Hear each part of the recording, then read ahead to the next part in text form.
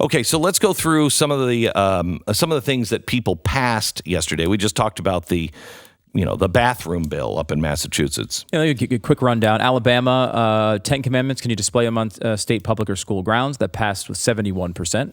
Another one in Alabama, the Constitution does not protect the right to abortion or require funding of abortion. Also passed, 59%. Wow. Arkansas wanted voter ID. They got it, 79.5% passed.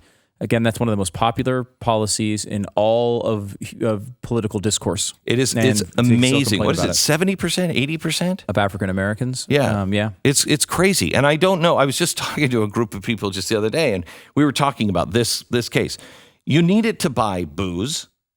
You need it to be served in some restaurants. You need it to drive a car. You need it to open a bank account. Who doesn't have identification? And how is that possibly racist to say, can you show me my picture ID?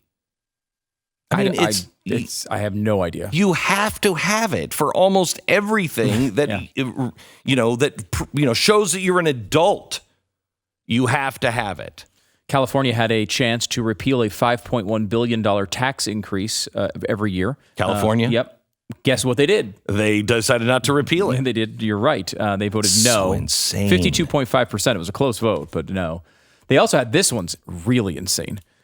California was trying to pass a ballot measure here that, if passed, would allow local jurisdictions, cities, whatever, to govern what rent owners may charge new tenants. Oh my gosh. So if you were renting a house, renting an apartment, property. Yeah, I mean, it's insane. That did fail, though. 62% said, no, you're not going to have a city tell me I can only charge $200 a month. Only 62%. Yeah, it was still fairly close. Felons, where they be restored the right to vote, as long as they were not convicted of murder or a sexual offense. In Florida, that passed. So felons will get the right to vote. So how do you feel about that? Well, think about that one. We're talking about a recount today. We're talking about 2000. You got a Chad machine behind me, one of the real machines from Florida in 2000, hanging Chads. You are now going to take everyone who used to not be able to vote, felons, and we're talking about felons who, as long as they were not murder attempts or sexual offense, and they completed their sentences, including parole and everything, you're going to put a ton of people on the voter rolls that were not currently on the voter rolls. I know. And so that, most likely it's going to go to the left. Most likely it's going to go to the left, yes. But wait. Let's talk about the principle. Let's not talk about the politics of it. Let's talk about the principle of it. Where do you stand on that? I would say if you've paid your debt to society, you should probably be able to vote again. I agree. Yeah? I mean, I can't make a way to where, if I'm not talking about politics, if I talk about politics, I can make a million ways, but that's not the way we should look at this. I agree. We're talking about people's rights. If you've paid, I'm a fan of Victor Hugo. There should be no yellow ticket of leave. If you've paid your debt, you're done. You're done. If we want to say murder and child abuse or sexual abuse, okay. But once you've paid your debt, I think it should be done. There are some states that allow you to vote in prison. Like, you are convicted, you never lose them. You keep your voting rights. What do you think about that? Because part of me thinks that, there is a scenario in which you should be able to have influence on the laws, right? Especially if you are the ones being affected by them. If you could see a situation, right, like where an out of control government would start putting people in prison so they couldn't vote. Yeah. There's an argument from that libertarian side as well. But you could probably talk me into it. Yeah. But I'm kind of at the point of like, it's kind of a timeout for you. Yeah. But when you say it kind of feels good too. Yeah. But when you say, out of control government, you're probably right. I mean, I feel like the founders would have been like, what if we get one of the kings? Because that's what they would have done to them. Exactly. You would have thrown them in there and they never would have been able to vote again. Yeah, you'd never hear from them again. Right. And in Idaho, this is a fascinating development, and this is across several states. What was the conservative complaint of Obamacare? This is a fascinating Obamacare election, and maybe it didn't get enough attention.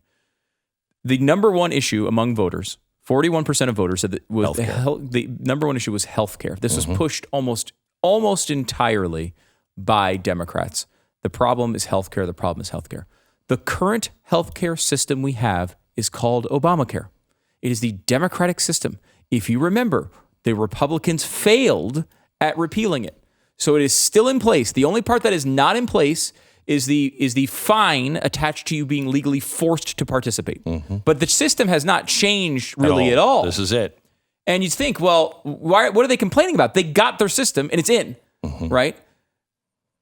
Past that, one of the big conservative complaints when Obamacare started was that it was forcing states, it basically held states hostage. They had to put a big expansion of Medicaid through. It went to the Supreme Court. Supreme Court said in the Obamacare decision, you can't do that. Federal government cannot force states to do these things. They have an option to do it or not. So most of the conservative states said, great, we're out. On conservative state after conservative state after conservative state, that got on the ballot this year. Should we expand Medicaid under the Affordable Care Act? In Idaho, it passed with 61% of the vote. Don't California-ize my Idaho. In Nebraska, it passed with 53.3% of the vote. In Nevada, I think there's another. So you know why too. this is happening? This is happening because health insurance is too damn expensive. And Utah is the other state, by the way. Utah passed it with 54% of the vote. Sorry, go ahead. It's too expensive. As we Under Obamacare, it's only going to make the price of healthcare go through the roof, and it has. And so now people are underwater, and they think the only way to do that is to pass Medicare. Just get more money from the state, more money from the state. That's not the way to do it. The way to do it is to put less restrictions on healthcare. Stop it. Let people buy it interstate. Let them buy a plan that's cheaper in, God forbid it would ever be this way, but cheaper in New York if I'm in Texas. Let me buy it across state lines. Free up the system. Pot passed pretty much everywhere. Yeah. Recreational, it passed for medical marijuana in Utah, which was interesting. You had, this one's good though. This one's like straight out of Pawnee, Illinois, if you've ever watched Parks and Recreation. Nevada had a tax on the storage of feminine hygiene products passed in 1955. Well, if you're not seriously, if you are hoarding tampons, yes, you should be taxed. You should be taxed. I would have supported it. Unfortunately, they did actually repeal what they call the pink tax. 57 to 43. What was the problem that they were trying to solve? I don't know. I kind of want to find out. I do, but then really I kind of don't want to find out. I am going to spend my day going down the wormhole of the pink tax. That's crazy.